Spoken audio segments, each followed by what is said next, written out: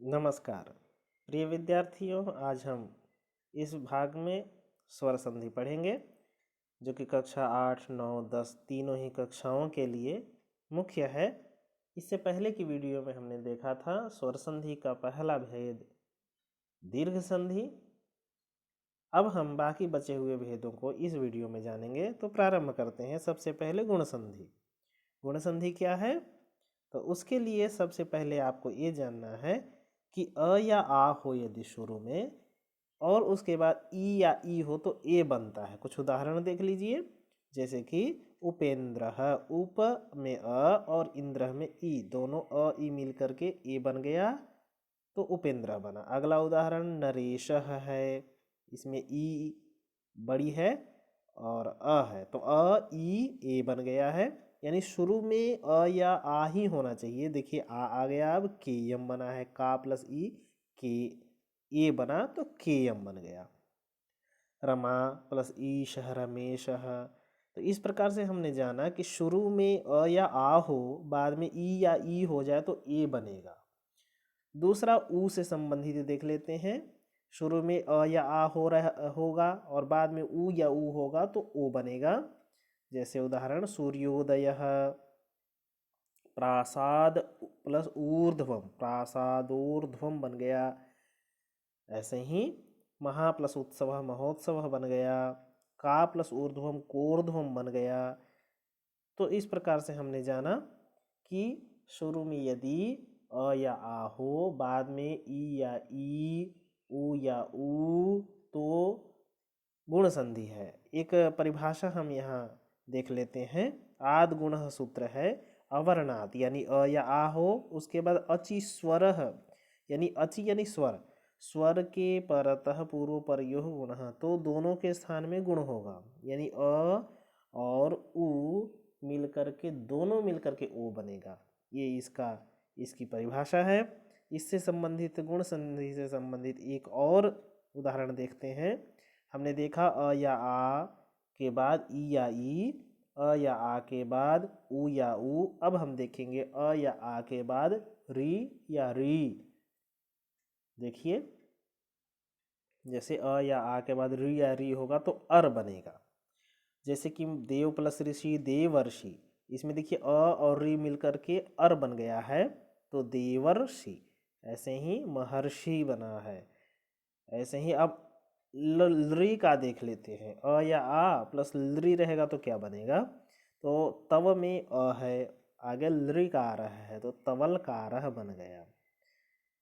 ये इस प्रकार से यहाँ पर गुण संधि पूरा हो जाता है। आइए कुछ हम अभ्यास देख लेते हैं इसका, जो हमें करना चाहिए। इसकी प्रैक्टिस करने के बाद अच्छे से समझ में आ जाएगा। तो ये अभ्यास है। अब हम दूसरी संधि देखते हैं, वृद्धि संधि। वृद्धि संधि के लिए सबसे पहले शुरू में अ या आ ही रहेगा, बाद में ए या आई रहेगा। गुण संधि में हमने देखा था शुरू में अ या आ है, उसके बाद ई या ई, ऊ या ऊ, री या री या लरी। तो बाकी बचे हुए स्वर ए आई ओ औ वो वृद्धि संधि में आ जाएंगे। अब देख लीजिए, जैसे एक प्लस एक एक हो गया, ए प्लस अ प्लस ए मिलकर के आई बना है। ऐसे ही परमेश्वर्यम, विद्या प्लस ऐसा विद्यैषा, आ प्लस ए मिलकर के आई बना है, महेश्वर्यम बन गया। तो इस प्रकार से हमने ए और आई का देख लिया है। ओ या औ का देख लेते हैं। शुरू में तो अ या आ ही रहेगा। जैसे जलौघः, गंगौघः, कृष्ण औत्सुक्यम, ये सभी वृद्धि संधि है। महौषधि, परिभाषा है वृद्धि रेची, सूत्र है अवर्णात, यानी अ या शुरू में है, बाद में एची, ए ओ आई औ है, परतः वृद्धि। अब हम दोनों संधियों में थोड़ा सा अंतर समझते हैं, गुण में और वृद्धि में। गुण में समानता क्या है? गुण और वृद्धि में समानता है कि दोनों के शुरू में अ या आ रहेगा। और अंतर क्या हो रहा है फिर? अंतर ये है कि स्वर का हम भेद जब करेंगे, शुरू में अ ई उ री लृ, यानी जितने ह्रस्व स्वर हैं यानी बिना संयुक्त के स्वर हैं, ये यदि होते हैं अ या आ के बाद तो गुण है। यदि संयुक्त स्वर आ जाते हैं जैसे ए ऐ ओ औ, ये संयुक्त स्वर हैं, दो दो को मिलकर के बने हैं, तो वृद्धि है। जैसे आ प्लस ए ऐ बन गया, तो ये दोनों में अंतर है। यह वृद्धि संधि हम समाप्त करते हैं। इसके भी अभ्यास को देखेंगे थोड़ा। गृह कार्य है, ये हमें कर लेते हैं तो हमारा अभ्यास अच्छा हो जाएगा। आइए हम अगली संधि देखते हैं, यण संधि। यण संधि का पहला जो है शुरू में ई या ई होगा, उसके बाद स्वर होगा, तो ई या ई बदल जाएगा य में और बाकी स्वर जुड़ेगा साथ में। देखिए कैसे है इसमें, जैसे यदि प्लस अपि, यदि में ई है, बाद में अ है, तो ई बना य में, ई प्लस अ, य और अ हो गया, तो य बन गया पूरा, यद्यपि बना। इसको हम ऐसे भी समझ सकते हैं, देखिए जैसे कोई ई है प्लस य है, नहीं य नहीं बल्कि अ है। अब यहाँ जो ई है वो तो बदल जाएगा य में और अ साथ में जुड़ जाएगा। जब अ जुड़ेगा तो बना क्या, ये पूरा य बन गया।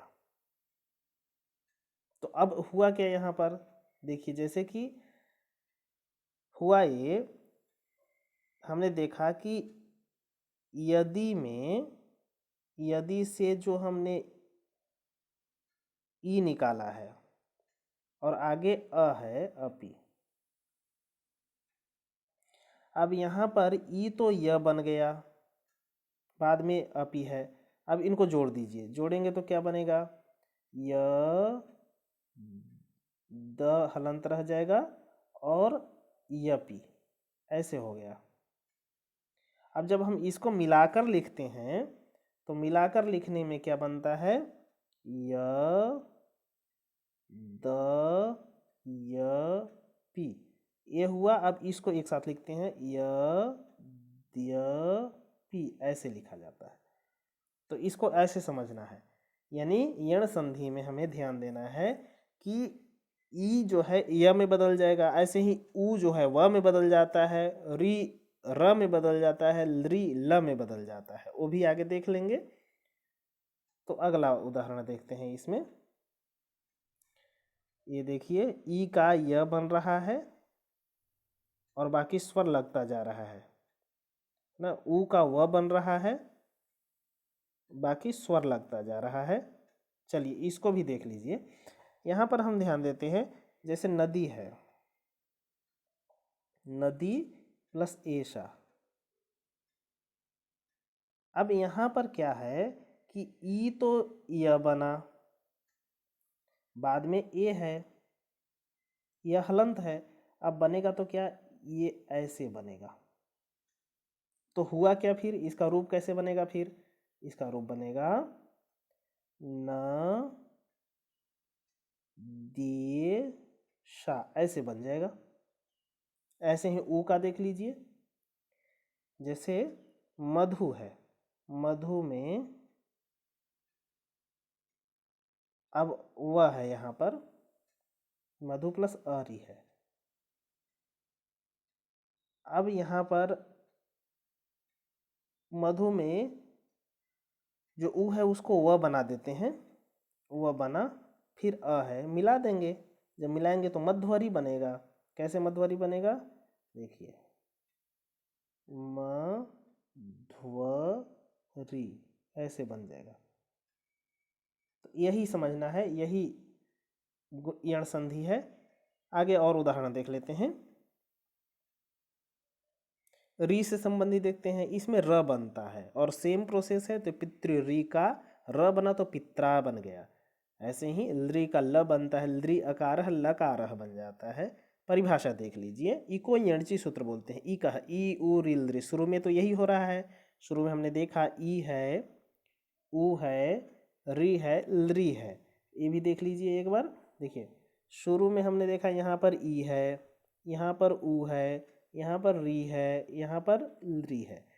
ठीक, और बाद में हम देख रहे हैं य व र ल बनता है। ई उ री री जो है क्रमशः, जैसे ई का य बन गया है, ई का य बना, यहाँ देख लीजिए, और ऊ का व बना, यहाँ देख लीजिए, और री का र बना, यहाँ देख लीजिए, और री का ल बना, यहाँ पर देख लीजिए।